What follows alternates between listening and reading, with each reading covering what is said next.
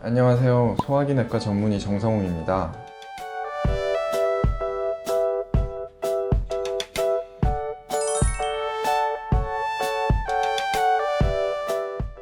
고혈압 치료는 간단합니다.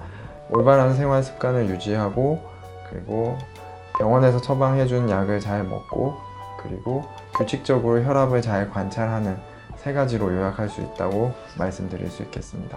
생활 습관을 교정하는 방법은 유산소 운동을 포함한 규칙적인 운동으로 혈압을 좀 떨어뜨리는 방법이 있을 수 있고요. 그 다음에 야채 위주의 식이섬유를 많이 섭취하고 소금이 적게 들어간 저염식이를 실천하는 것이 좋겠습니다. 그리고 술, 담배 같은 나쁜 생활 습관은 반드시 교정하는 것이 도움이 되겠습니다.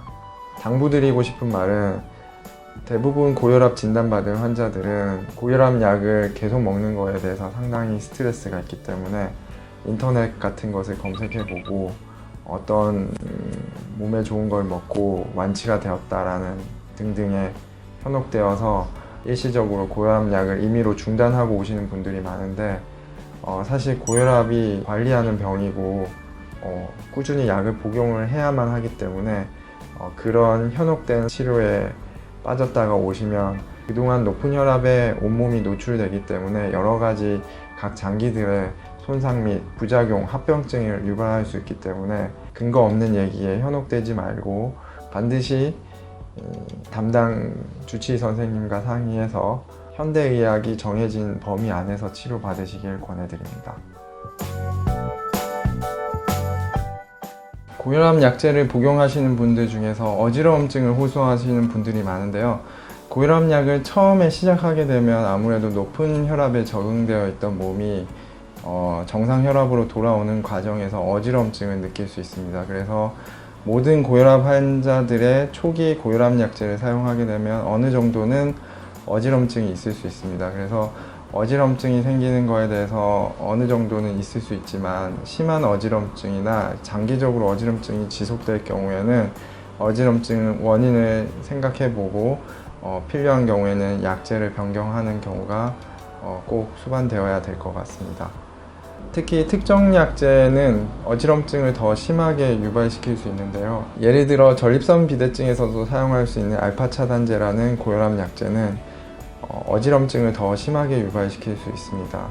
또한 컨디션이 그날따라 안 좋거나 그 전날 과음을 한 이후에 고혈압 약제를 복용하게 되는 경우에 어지럼증을 느끼게 되는 경우가 많습니다. 그렇다면 어지럼증이 발생했을 때 대처하는 방법에 대해서 말씀드리겠습니다. 대부분 앉았다가 일어난다든지 갑자기 일어서게 되면 이 어지럼증으로 인해서 쓰러지거나 머리를 부딪히게 되는 경우가 많기 때문에 반드시 누웠다 일어날 때는 2분 정도 시간을 들여서 서서히 일어나시는 쪽으로 하시고, 더운 환경, 예를 들면 고온의 사우나라든지 혹은 장시간 오래 서 있는 그런 환경일 경우에는 어지럼증이 유발되는 경우가 많습니다. 이럴 때는 반드시 수분 섭취를 충분히 하시고 오래 서 있는 환경을 피하시는 게 도움이 될 것 같습니다. 지속적으로 어지럼증을 계속 느끼게 된다면 담당 주치의와 상의해서 약제 변경을 생각해 보시는 것도 방법입니다. 두통을 일으키는 고혈압 약제들은 몇 가지 종류가 있습니다.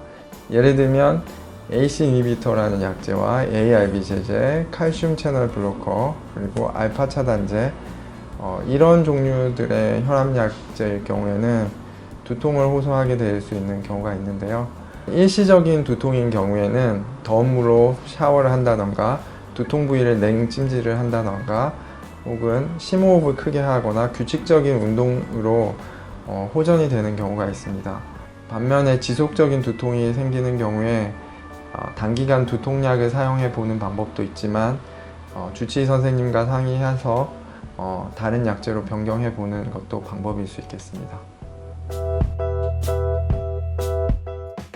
이는 대부분 자율신경계의 항진에 의해서 긴장하거나 그런 주변 환경 때문에 발생하는 경우가 덜어 있을 수 있고요.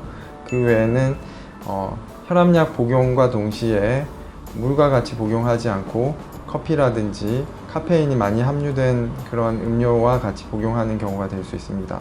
또한 진통제와 같은 약제와 같이 혈압약을 복용하는 경우에 두근거림이 나타날 수 있습니다.